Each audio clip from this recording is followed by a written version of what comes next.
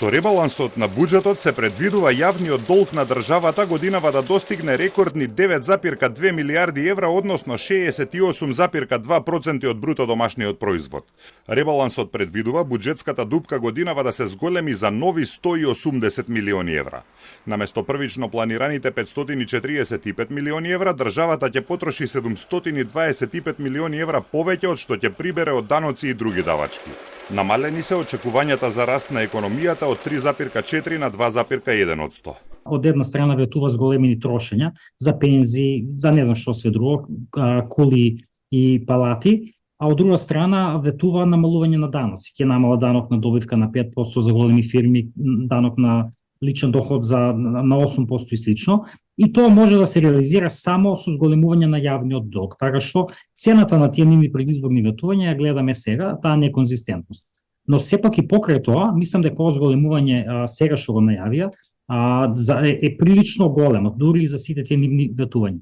Владата вели дека затекнале држава во хаос и долгови и оти со ребалансот ја поправаат состојбата. Опозицијата критикува дека ВМРО-ДПМН ја води државата во финансиски амбис. Сања Лукаревска од СДСМ денеска обвинува дека за 7 години владење, од кои 5 во ковид и економски кризи, СДСМ успеа да го намали буџетскиот дефицит на 3,6%, а ВМРО-ДПМН за еден месец ги урива стабилните економски политики.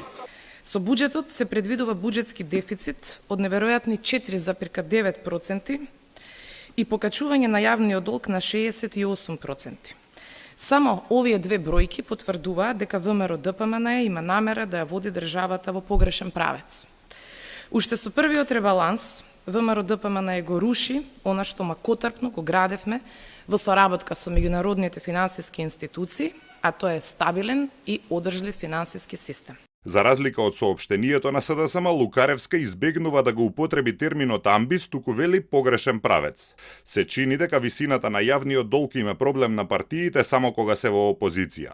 Кога се носеше овој буџет пред крајот на минатата година, токму ВМРО-ДПМН критикуваше дека јавниот долг е превисок, а економскиот раст пренизок. Со ребалансот долгот се зголемува, а растот се намалува.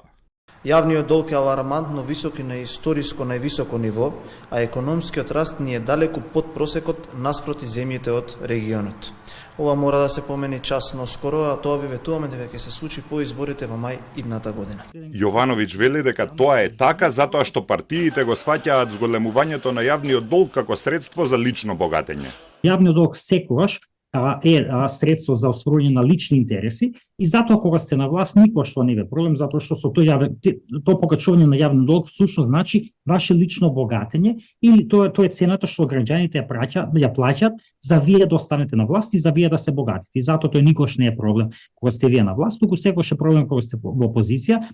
Владеачката коалиција вреди пак денеска се пофали дека со ребалансот се предвидуваат 30 милиони евра за општините со мнозинско албанско население. Наместо со 3,4%.